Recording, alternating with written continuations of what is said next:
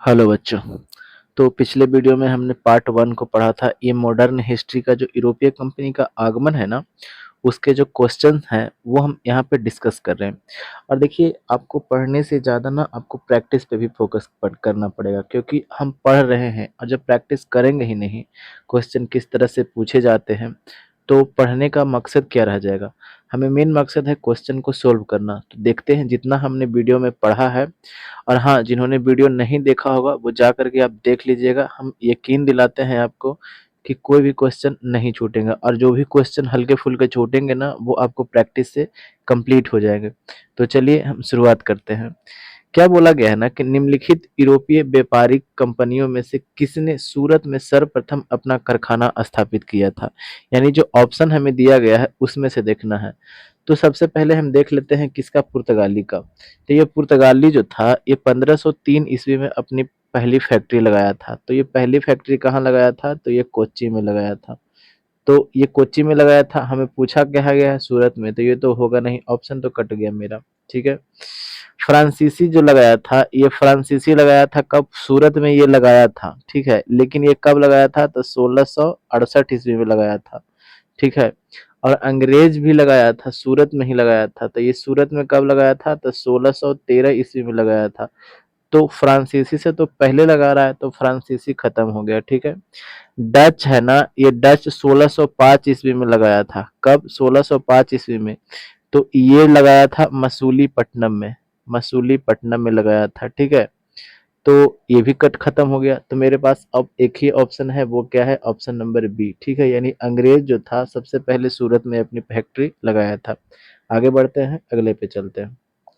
अब हाँ, एक क्वेश्चन और पूछ देते हैं कि स्वाबल्ली का युद्ध हुआ था। ठीक है, हमने ये बता चुका है। तो स्वाबल्ली का युद्ध हुआ है, तो उसमें अंग्रेज का तरफ से नेतृत्व किसने किया था, यानी किसके नेतृत्व में स्वाबल्ली का युद्ध लड़ा गया था, वो कमेंट बॉक्स में जरूर बताइएगा। आगे बढ़ते हैं, अगले पे चलते हैं। बोला क्या गया है कि 1613 ईस्वी में अंग्रेज ईस्ट इंडिया कंपनी को कहाँ पर कारखाना स्थापित करने की अनुमति मिली थी। तो कहाँ पर मिला था, तो अभी हमने देखा कि सूरत में 1613 ईस्वी में क्या हुआ था कि जहांगीर के द्वारा इसे फैक्ट्री स्थापित करने की अनुमति मिल गया था। क्यों मिला था, क्योंकि स्वाबल्ली के युद्ध में पुर्तगाली को हरा दिया था। जब हरा दिया था तो जहांगीर इससे काफी ज्यादा प्रभावित हुआ। कहा कि अच्छा, ये तो क्या है, इससे ताकतवर है, तब तो उससे युद्ध में हरा दिया। तो इसी से क्या होता है, खुश होकर के, यानी इससे प्रभाव होकर के क्या क्या करता है कि 1613 ईस्वी में इसे सूरत में फैक्ट्री लगाने के लिए बोलता है। आगे बढ़ते हैं, अगले पे चलते हैं।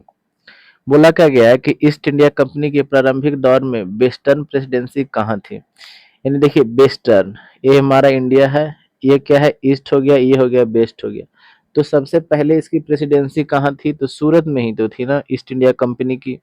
और 1687 ईस्वी में क्या हुआ था कि ये प्रेसिडेंसी सूरत से होकर के कहाँ आ गई थी, बदल करके ये बम्बई आ गया था। ठीक है, ये बम्बई आ गया था। तो लेकिन पहले कहाँ था, ये सूरत में ही था। ठीक है। तो ट्रांसफर कब होता है, 1687 ईस्वी में। तो हमें पूछा कहा गया है कि ईस्ट इंडिया कंपनी के प्रारंभिक दौर की, यानी पहलके में पूछा जा रहा है। तो पहला का आंसर कौन सा हो जाएगा, ये सूरत ही हो जाएगा। ठीक है, समझ में आया। सूरत में प्रेसिडेंसी कब हुआ था, ये बम्बे में, तो 1687 ईस्वी में हुआ था। कोई दिक्कत, तो जी कोई दिक्कत नहीं। आगे बढ़े, तो हाँ बढ़िए, आगे बढ़ते हैं। क्या बोला गया है ना कि ब्रिटिश ईस्ट इंडिया कंपनी ने बम्बई किससे लिया था। अब देखिएगा, ब्रिटिश ईस्ट इंडिया कंपनी, यानी ईस्ट इंडिया कंपनी अंग्रेज वाली बात कर रही है। तो हमने बताया था ना कि 1661 ईस्वी में विवाह हुआ था। पुर्तगाल की राजकुमारी थी, कौन थी, कैथरीन मायो। ठीक है। ये कैथरीन मायो का विवाह किससे हुआ था, अंग्रेज का एक राजा था, कौन, चार्ल्स द्वितीय से। ठीक है, चार्ल्स द्वितीय से। देखिए, क्वेश्चन जब हम प्रैक्टिस कर रहे हैं ना, तो देखिए रिवीजन भी आपको होते चल जा रहे हैं ना, तो इसीलिए प्रैक्टिस काफी ज्यादा जरूरी है। चार्ल्स द्वितीय से विवाह हुआ था। अब दहेज के रूप में क्या मिला था, तो बम्बई मिल गया था। किसे मिला था बम्बई दहेज के रूप में, तो मिला था अंग्रेज को। किससे मिला था, तो पुर्तगाली से। ठीक है, यहाँ तक तो ठीक है। हमें कहा का गया है कि ब्रिटिश ईस्ट इंडिया कंपनी ने बम्बई किससे लिया था, तो किससे मिला था, तो पुर्तगाली से मिला था। समझ में आ गया ना। आगे बढ़े, तो हाँ आगे बढ़ते हैं। आगे देखिएगा। और हाँ, अगर इसका पीडीएफ किन्हीं को चाहिए तो कुछ नहीं करना है, सिर्फ टेलीग्राम चैनल है एक, यही टारगेट जीएस बाई मान सिंह से सर्च कीजिएगा। ज्वाइन करने के बाद में आपको वहां पे पीडीएफ मिल जाएगा। ठीक है, आगे देखते हैं। बोला क्या गया है कि ईस्ट इंडिया कंपनी के किस अंग्रेज गवर्नर को औरंगजेब द्वारा भारत से निष्कासित किया गया। अब देखिएगा, बात है, ये बात है कब की, यानी 1685 ईस्वी की बात है, यानी 1688 ईस्वी के 87-88 ईस्वी की बात है कि बम्बई जो था ना, ये बम्बई में जो था, ये बम्बई से क्या होता था, ये जो मक्का जाने वाले जो यात्री थे ना, ये मक्का जाने वाले यात्री, ये पूरा बम्बई, गुजरात, और ये सूरत सब एक ही प्रेसिडेंसी के अंतर्गत में आता था। तो मक्का जाने वाले यात्री जो था ना, उस पर ये क्या करता था, रोक लगा दिया था, यानी प्रतिबंध लगा दिया था। तो इससे नाखुश होकर के क्या किया था औरंगजेब ने ये जॉन चाइल्ड को क्या किया था कि देश से इसे बाहर निकालने के लिए बोला कि तुम देश से बाहर निकल जाओ। किसे बोला था, जॉन चाइल्ड को। अब देखिएगा, बच्चे कंफ्यूज करते हैं, तो कंफ्यूज बिल्कुल नहीं करना है। ठीक है, हम बताते हैं कैसे नहीं करना है। औरंगजेब क्या बोला था कि देश से निष्कासित कर दो, यानी कुछ उटपटांग हरकत किया होगा। तो उटपटांग हरकत कौन करेगा, जो बच्चा होगा, जॉन चाइल्ड, यानी जॉन चाइल्ड। समझ में आ गया, तो कंफ्यूज नहीं कीजिएगा ना, तो नहीं, कोई कंफ्यूज नहीं करेंगे। ठीक है। अब ये जेराल्ड अंगियार कौन था, ये बम्बई का क्या था, संस्थापक था। ठीक है, तो आप कमेंट बॉक्स में ये भी बताइएगा कि कोलकाता का स्थापना किसने किया था। ठीक है, कोलकाता का स्थापना किसने किया था। कोई दिक्कत, तो बोले कोई दिक्कत नहीं, आगे बढ़े, तो जी बिल्कुल बढ़ते रहिए। ठीक है, आगे देखिएगा, क्या बोला गया है कि निम्नलिखित में से प्रथम कर्नाटक युद्ध का कौन सा तत्कालीन कारण था। देखिएगा, हमने प्रथम कर्नाटक युद्ध पढ़ा था। तो प्रथम कर्नाटक युद्ध कब हुआ, स्टार्ट हुआ था, 1740 ईस्वी से स्टार्ट हो गया था। इसके पीछे रीजन क्या था, इसके पीछे रीजन क्या था कि ऑस्ट्रिया में उत्तराधिकार का युद्ध हो रहा था। ठीक है, यानी कौन राजा बनेगा और नहीं बनेगा से। तो पहले हम ऑप्शन देख लेते हैं। और एक ठो और का तत्कालीन कारण की बात करते हैं, तो तत्कालीन कारण क्या था कि ये अंग्रेज जो था, अंग्रेज फ्रांसीसी जहाज को क्या कर लिया था, अपने कब्जे में ले लिया था। और उस समय कौन था प्रमुख, तो उस समय था कैप्टन बर्नेट। कौन था, कैप्टन बर्नेट था। ये सब क्वेश्चन काफी हिट है, तो ये सब क्वेश्चन को गलती नहीं कीजिएगा, गलती से भी गलती नहीं होना चाहिए, वरना आप गलती के लायक नहीं रहेंगे। ठीक है, हम ऑप्शन पढ़ते हैं। ऑप्शन क्या बोला गया है कि अंग्रेज और फ्रांसीसी के बीच प्रतिद्वंदिता, तत्कालीन कारण पूछ रहा है, यानी उस समय का कारण। ठीक है, तो प्रतिद्वंदिता, फिर है ऑस्ट्रिया की राजगद्दी की जंग। ठीक है, फिर है कर्नाटक की राजगद्दी का मामला, अंग्रेजों द्वारा फ्रांसीसी जहाजों का अधिग्रहण। ठीक है, तो देखिएगा, अगर ये फ्रांसीसी जहाजों का अधिग्रहण नहीं रहता तो ऑप्शन ए चल जाता। ठीक है, लेकिन जब दिया गया है तो यही होगा। ठीक है, तो मेरा आंसर क्या हो जाएगा, ऑप्शन नंबर डी हो जाएगा, मेरा बिल्कुल सही आंसर हो जाएगा। ठीक है, आगे बढ़े, तो हाँ बिल्कुल आगे बढ़ते हैं। ठीक है, अब देखिएगा, बोला क्या गया है कि कर्नाटक का युद्ध किन किन के मध्य लड़ा गया था। तो अभी हमने पढ़ा कि कर्नाटक का कितने युद्ध हुआ था, 3 गो युद्ध हुआ था। कर्नाटक का पहला युद्ध, कर्नाटक का दूसरा युद्ध, और कर्नाटक का तीसरा युद्ध। ठीक है, अब हम देखते हैं, एक फिर से चल लेते हैं कि कर्नाटक का प्रथम युद्ध कौन से संधि के तहत समाप्त हुआ था। तो एक सलाह सालेब की संधि हुई थी, उसके तहत कर्नाटक का प्रथम युद्ध क्या हुआ था, समाप्त हो गया था। ठीक है, तो किसके किसके बीच हुआ था, तो यही अंग्रेज के बीच हुआ था, और किसके बीच, फ्रांस के बीच में हुआ था, ये दो देश के बीच में हुआ था। ठीक है, दूसरा किसके से समाप्त हुआ था, तो पांडिचेरी की संधि होती है, उससे क्या होता है, कर्नाटक का द्वितीय युद्ध क्या होता है, समाप्त हो जाता है, होता है ना। फिर तीसरा जो कर्नाटक का युद्ध किससे समाप्त हुआ था, तो पेरिस की संधि के तहत क्या हुआ था, कर्नाटक का तृतीय युद्ध क्या होता है, समाप्त हो जाता है। हमें क्वेश्चन क्या पूछा क्या गया है कि कर्नाटक का युद्ध किसके किसके बीच लड़ा गया था, तो अंग्रेज और किसके बीच लड़ा गया था, तो फ्रांसीसी के बीच। ऑप्शन क्या हो जाएगा, ऑप्शन नंबर ए हो जाएंगे। आगे बढ़े, तो हाँ बिल्कुल आगे बढ़े। क्या बोला गया है देखिएगा, अब क्या बोला है, अभी अभी हमने चर्चा किया है, और फिर देखिएगा आप मिलान करने के लिए दे दिया है। ठीक है, बोला क्या गया है कि सूची 1 के साथ सूची 2 को सुमेलित कीजिए। तो सुमेलित करते हैं। देखिए, प्रथम कर्नाटक युद्ध, अभी हमने बताया कि प्रथम कर्नाटक युद्ध कौन से संधि के तहत समाप्त हुआ था, तो एक सलाह सालेब की संधि। तो कौन सा हो जाएगा मेरा, एक का क्या हो जाएगा 4, तो एक का 4। देखिए तो एक में 4 कौन है, एक ही को ऑप्शन है, ऑप्शन नंबर सी हो जाएगा। ठीक है, आगे बढ़े तो हाँ बिल्कुल आगे बढ़िए। ठीक है, आगे देखते हैं। अच्छा, द्वितीय कर्नाटक युद्ध बताइएगा। अभी हमने बताया कि द्वितीय कर्नाटक युद्ध कौन सी संधि के तहत समाप्त हुआ था, बताइएगा, कमेंट बॉक्स में जरूर बताइएगा। ठीक है, अब देखिएगा, निम्नलिखित में से कौन सा एक सही सुमेलित नहीं है। ठीक है, तो नहीं है के बारे में पहचानना है। ठीक है, अब देखिएगा, कर्नाटक का प्रथम युद्ध, फिर यह कर्नाटक का द्वितीय युद्ध, और फिर कर्नाटक का तृतीय युद्ध, और कर्नाटक का चतुर्थ युद्ध नहीं, पानीपत का तृतीय युद्ध दिया गया है। अब देखिए, कर्नाटक का जो प्रथम युद्ध हुआ था 1740 से स्टार्ट हो गया था। ठीक है, 1740 से कब तक स्टार्ट चला था, 1748 ईस्वी तक चला था। ठीक है, लेकिन यह 46 दिया गया है, तो खैर लेकर के चलना पड़ेगा।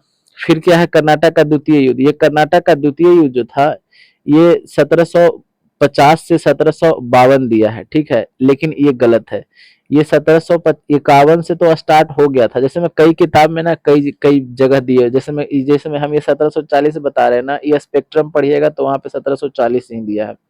ठीक है, और ये बाकी जो हम देखते हैं कर्नाटक का तृतीय जो देखते हैं, ये कर्नाटक का तृतीय युद्ध 1758 से, वहां पे भी 58 दिया है, यहाँ पे भी 58 दिया है, तो ये तो सही है। हमें सुमेलित नहीं कब पहचानना है, तो ये भी सही है, तो इसको भी लेकर के चलना पड़ेगा, ये भी सही है। ठीक है, पानीपत का तृतीय युद्ध ये भी सही है। अब ये कर्नाटक का द्वितीय युद्ध जो स्टार्ट हुआ था 1700 कब से स्टार्ट हुआ था, 51 से लेकर के कब तक चला था, 55 तक चला था। तो देखिएगा, डेट अगर एक्यूरेट नहीं है तो हम समझ जाते हैं। जैसे लगभग 4 साल युद्ध चला है, यहाँ पे कितने साल के बाद बोल रहा है कि 52 में खत्म हो जाता है, यानी 50 से 52 तक चला, तो क्या 55 तक चला है। ठीक है, तो यही ऑप्शन हो जाएंगे। ठीक है, ऑप्शन नंबर बी क्या हो जाएगा, गलत है, यही हमें पहचानना था। आगे बढ़े, ठीक है आगे बढ़ते हैं। बोला क्या गया है, निम्नलिखित में से कौन सा प्रथम यूरोपीय व्यक्ति था जिसने भू क्षेत्र अर्जित करने के उद्देश्य से भारतीय राजाओं के झगड़ों में भाग लेने की नीति आरंभ की। हाँ, तो हमने बताया था कि 1742 ईस्वी में कौन सा ये फ्रांसीसी गवर्नर बनकर के आया था, तो ये था डुप्ले। ये डुप्ले क्या किया था कि भारतीय राजनीति में हस्तक्षेप करने लगा था, यानी भारतीय राजाओं की ये लड़ाई झगड़ों में क्या करने लगा था, ये इंटरेस्ट लेने लग गया था। लड़ाई झगड़ों में कौन इंटरेस्ट लेने लग गया था, ये डुप्ले लेने लग गया था, और इसी का देखा देखा ही इसकी क्या करता है, अंग्रेज करता है, और फिर आगे चलकर काफी सफल भी होता है। ठीक है, मेरा आंसर कौन सा हो जाएगा, आंसर हो जाएगा ऑप्शन नंबर बी, डुप्ले हो जाएगा। ठीक है, ये अल्बुकर्क की बात करते हैं, तो अल्बुकर्क कौन कौन था, ये पुर्तगाली गवर्नर था। ठीक है, ये क्लाइव भी अंग्रेज का था। ये 1757 ईस्वी, जब युद्ध पढ़िएगा ना, 1757 ईस्वी का क्रांति पढ़िएगा, वहां पे ये इसी के नेतृत्व में लड़ा जाता है। अभी वारेन हेस्टिंगस भी हम पढ़ाएंगे, उसी को पढ़ाएंगे। ठीक है, आगे बढ़ते हैं। 1773 ईस्वी का जो रेगुलेटिंग एक्ट आएगा, इसी के शासन काल में आता है। आगे देखते हैं, अगले पे चलते हैं। अगला क्वेश्चन मेरा क्या बोला गया है कि भारत में फ्रांसीसियों ने अपना सबसे पहला कारखाना निम्न स्थानों में कहाँ लगाया था। देखिएगा, फ्रांसीसी के बारे में पूछा जा रहा है, तो सबसे पहले ये कब लगाया था, 1668 ईस्वी में लगाया था। 1668 ईस्वी में कहाँ लगाया था, तो अभी हमने चर्चा किया है कि सूरत में लगाया था। ठीक है, सूरत में, तो ऑप्शन मेरा क्या हो जाएगा, सूरत, ये हो जाएगा। कोच्चि की बात करते हैं तो 1503 ईस्वी में लगाया था, तो कौन लगाया था, तो 1503 ईस्वी में कोच्चि में पुर्तगाली ने लगाया था। ठीक है, आगे बढ़ते हैं, अगले पे चलते हैं। देखिएगा, क्वेश्चन नंबर 38 क्या बोला गया है कि फ्रांसीसी ईस्ट इंडिया कंपनी संस्थापित हुई थी, तो उस समय जो एक राजा था, कौन था, लुई 14वां। ये लुई 14वां का एक मंत्री था, कौन, कोलबर्ट। ये कोलबर्ट की अध्यक्षता में क्या होता है कि फ्रांसीसी ईस्ट इंडिया कंपनी की क्या किया जाता है, स्थापना किया जाता है, और वही 1664 ईस्वी में स्थापना करता है, और 68 ईस्वी में क्या होता है, 1668 ईस्वी में ये सूरत में अपनी पहली फैक्ट्री लगाता है। तो राजा कौन था उस समय, तो लुई 14वां था। तो आंसर क्या हो जाएगा, आंसर ऑप्शन नंबर ए हो जाएगा। ठीक है, आगे बढ़े, तो हाँ बढ़िए, आगे बढ़िए। बोला क्या गया है कि निम्नलिखित में से किसे भारत में फ्रांसीसी कंपनी का संस्थापक माना जाता है, तो अभी हमने देखा किसे माना जाता है, तो क्या हो जाएगा, ऑप्शन नंबर सी हो जाएगा, कॉलबर्ट को। ठीक है, आगे बढ़े। ठीक है, ये सब चीज ना वन लाइनर है। अब देखिएगा बोला क्या गया है कि बंगाल में निम्न में से कौन सा कारखाना डचों ने स्थापित किया था।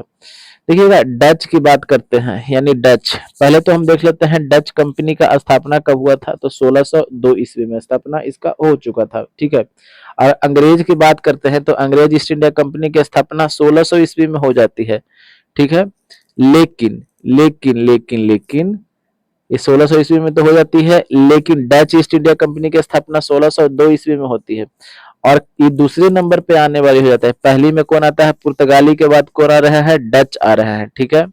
अब ये डच जो है 1605 ईस्वी में क्या करता है कि मसूलीपट्टनम में, कहाँ पे, मसूलीपट्टनम में क्या करता है, अपनी पहली फैक्ट्री लगाता है, ठीक है। पहली फैक्ट्री लगा लेता है, फिर उसके बाद ये अपना फैक्ट्री और भारत के कई क्षेत्रों में क्या करता है, भारत के कई क्षेत्रों में लगाता है। और फिर हमने ये भी बताया था कि एक फैक्ट्री हुगली में भी लगाया था, कौन, पुर्तगाली भी लगाया था। और जो डच जो था ये चिंसूरा, ये पश्चिम बंगाल में पड़ता है, वहां भी लगाया था, ठीक है। और हुगली में भी लगाया था। तो लेकिन अगर दोनों दिया गया है तो दोनों को लगा सकते हैं, ऐसा नहीं है कि नहीं लगा सकते हैं, दोनों आंसर ही सही होगा, यानी बी और सी दोनों होगा। लेकिन अगर दोनों में से एक को चुनने की बात कहा जाए तो आप चिंसूरा को ही लेकर के चलिएगा तो ज्यादा बढ़िया रहेगा। अब बाकी ना बोर्ड पे डिपेंड करता है कि वो आंसर कौन सा मान रहा है, ठीक है। आंसर वो बोर्ड कौन सा मान रहा है, लेकिन अगर किताब में हम देखें तो किताब में दो को ही माना है, कौन सा माना है, चिंसूरा को माना है और हुगली को माना है, यानी बी और सी को माना है, ठीक है। समझ में आ गया, आगे बढ़े तो हाँ आगे बढ़ते हैं। क्या बोला गया है, क्वेश्चन नंबर 41 कि Dutch east India company company ने किस वर्ष अपनी फैक्ट्री पटना में लगाई थी। तो हाँ अगर डच ईस्ट इंडिया कंपनी की बात करते हैं तो डच ईस्ट इंडिया कंपनी जो था, ये देखिएगा, ये डच ईस्ट इंडिया कंपनी जो था ना, ये 1632 ईस्वी में क्या करता है कि पटना में अपना पहला फैक्ट्री लगाता है। पटना में अपना पहला फैक्ट्री कब लगाता है, तो 1632 ईस्वी में लगाता है। और 1651 ईस्वी में जो लगाता ना है, ये अंग्रेज पटना में पहली फैक्ट्री लगाता है। तो हमें कौन सा आंसर हो जाएगा, आंसर हो जाएगा ऑप्शन नंबर बी हो जाएगा, ठीक है। आगे बढ़े तो हाँ आगे बढ़िए। पटना की बात बोला जा रहा है, पटना में, तो पटना में कब लगाता है, डच कंपनी जो होती है कब लगाती है, तो 1632 ईस्वी में ही लगा लेती है। 1651 ईस्वी में कौन लगाता है, तो 1651 ईस्वी में लगाता है ये अंग्रेज। आगे बढ़ते हैं, आगे बढ़ते हैं। क्या बोला गया है कि फ्रांसीसी दक्कन में शक्ति आंदोलन स्थापित करने में असफल रहे, क्योंकि दक्कन मतलब इस वाले क्षेत्र को, ये दक्कन का पठार जहां है ना, उस वाले क्षेत्र में बोला जा रहा है, यानी साउथ इंडिया के बाद बोला जा रहा है। अब क्या बोला गया है कि फ्रांसीसी दक्कन में शक्ति आंदोलन स्थापित करने में असफल क्यों रहे थे, ठीक है। डुप्ले सक्षम सेनापति नहीं था, डुप्ले तो काफी सक्षम सेनापति था, ये तो होगा नहीं, ठीक है, काफी सक्षम था। अंग्रेज की फौज शक्तिशाली थी, भारतीय लोग फ्रांसीसियों को पसंद नहीं करते थे, ऐसा कुछ बात नहीं है, इसको सबसे पहले काटिए। पांडिचेरी सामरिक केंद्र था, नहीं। सबसे अच्छा आंसर कौन सा हो जा रहा है कि अंग्रेजों की फौज क्या थी, शक्तिशाली थी, तब तो फ्रांस की सेना को क्या कर दिया था, ये हरा दिया था।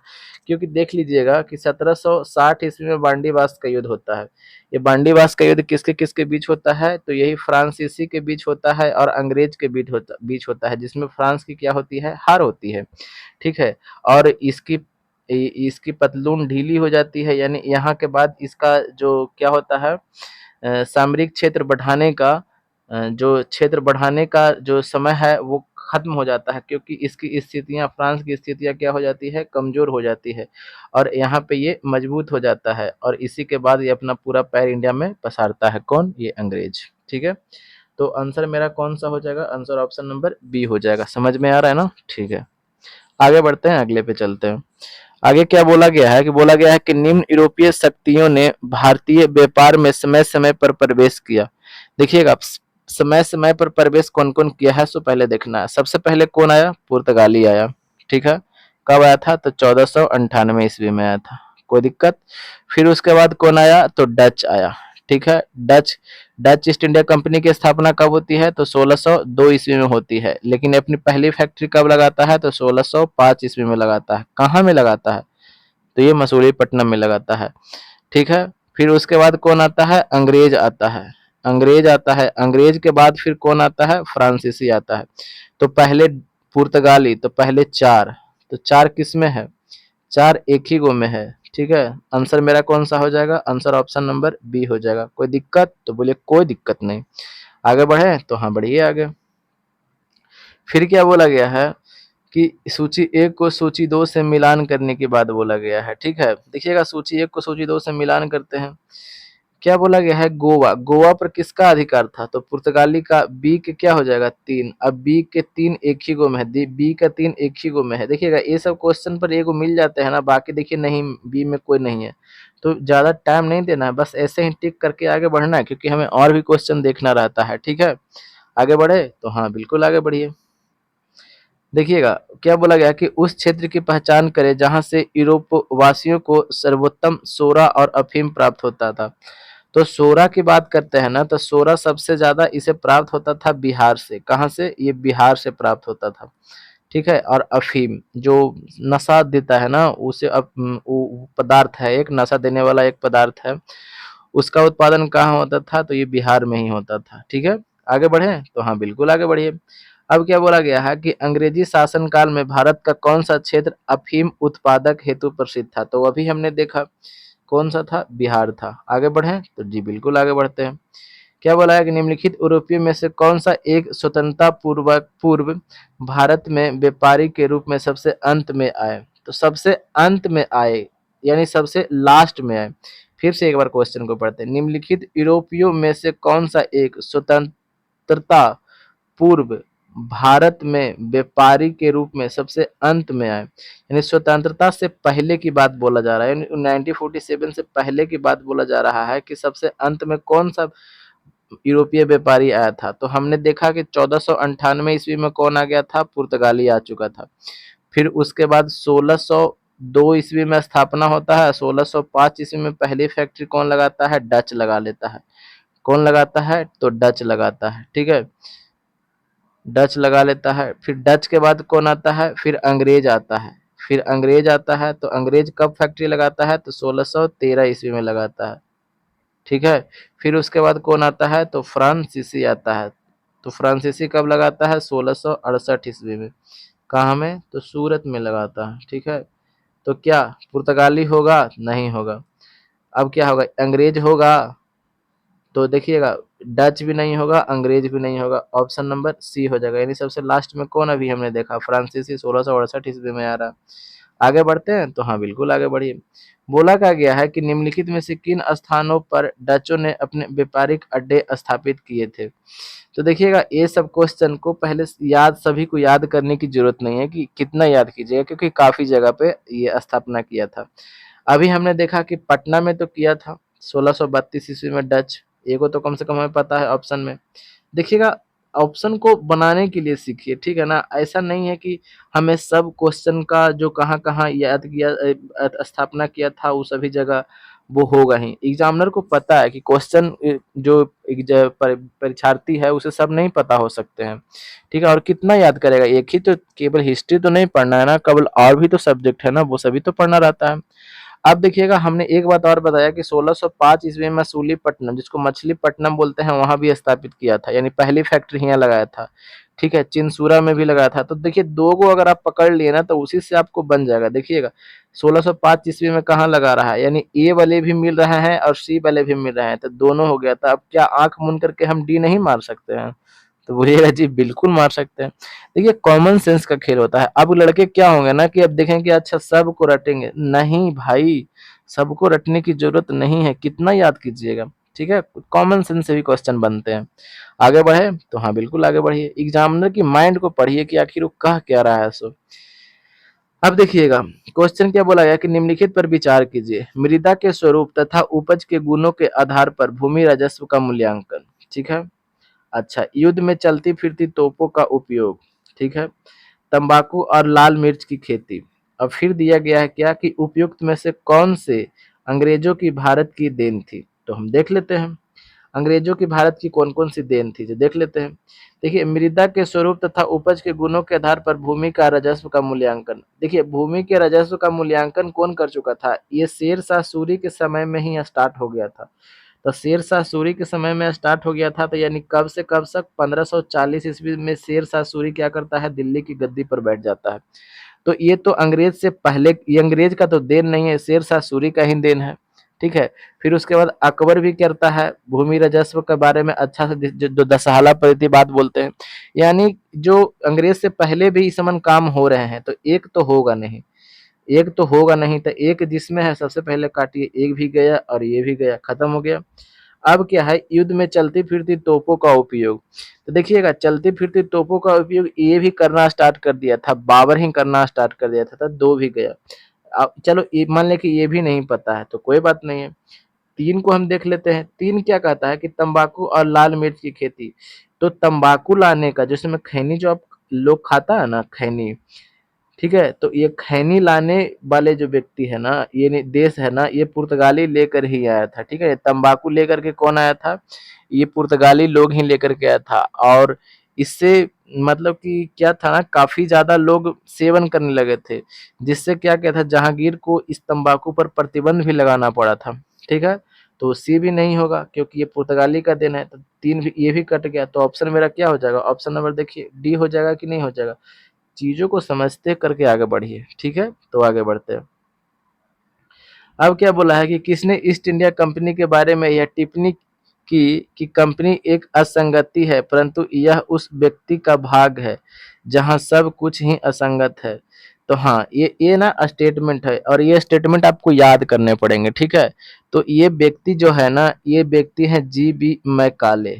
कौन है, तो जी बी मैकाले हैं, ये ब्रिटेन का राजनीतिक कवि है और इतिहासकार थे। ठीक है, तो इन्हीं का कथन है। कौन व्यक्ति हैं, तो जी बी मैकाले की कंपनी एक असंगति है, परंतु उस व्यवस्था का भाग है जहां सब कुछ ही असंगत है। ठीक है, आगे बढ़ते हैं। तो ये स्टेटमेंट है, तो खैर याद तो करना पड़ेगा। आगे बढ़ते हैं। अब क्या बोला गया है, देखिएगा, 51 क्वेश्चन बोला गया है कि एक्स ला सापेल। तो अभी हमने चर्चा किया कि एक्स ला सापेल कौन सा युद्ध समाप्त हुआ था, तो कर्नाटक का प्रथम युद्ध समाप्त हुआ था। 1742 ईस्वी में कौन आया था, तो 1742 ईस्वी में डुप्ले गवर्नर बना था, किसका बन करके आया था, फ्रांसीसी का। ठीक है, 1746 ईस्वी में डुप्ले मद्रास को क्या कर लेता है, अपने क्षेत्र में मिला लेता है, यानी जीत लेता है। ठीक है, फिर 1748 ईस्वी में एक सलासालेब की संधि होती है, और उसके तहत क्या करता है, जो मद्रास को डुप्ले ले लिया था, तो संधि के तहत मद्रास किसको फिर दे देता है, अंग्रेज को दे देता है कि ले भाई ले, तू अपना क्षेत्र ले ले। ठीक है, तो अब देखिए कहा बोला गया है, सो कि एक सलासालेब के बारे में बोला गया है कि एक सलासालेब 1748 की संधि के संदर्भ में निम्नलिखित में से कौन से सही है। तो प्रथम कर्नाटक युद्ध की समाप्ति हुआ था, तो हाँ कहिए कि हाँ जी हुआ तो था, बिल्कुल सही है, यानी ए सही है।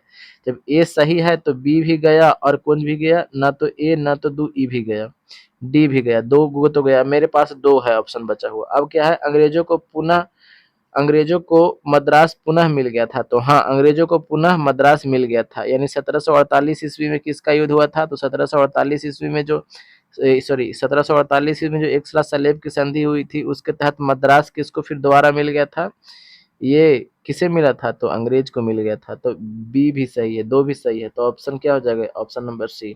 ठीक है, आगे बढ़ते हैं। ये लास्ट क्वेश्चन है। ठीक है, और ये यूरोपीय कंपनी के आगमन ना ये खत्म हो गए हैं। ठीक है, ये यहीं तक बने हुए क्वेश्चन बनाया हुआ था, जो बुक में है वो हम आपके सामने रखा है। ठीक है, तो इसको देख लेते हैं। और इसको पीडीएफ अगर किन्हीं को लेना हो तो हमने बताया कि टारगेट जीएसवाई मान सिंह टेलीग्राम चैनल पे सर्च कीजिएगा, आपको वहां पे इसका पीडीएफ मिल जाएगा। ठीक है, क्वेश्चन को हम देख लेते हैं। और हाँ, अगर वीडियो आपको अच्छा लगा होगा तो लाइक एंड सब्सक्राइब कर सकते हैं, थोड़ी सी सपोर्ट दिखा सकते हैं, क्योंकि थोड़ी सी जब तक सपोर्ट नहीं दिखाइएगा तब तक कैसे होगा। और देखिए, आपकी इच्छा है तो कीजिएगा, इच्छा नहीं है तो कोई बात नहीं है। हम क्वेश्चन की ओर देखते हैं।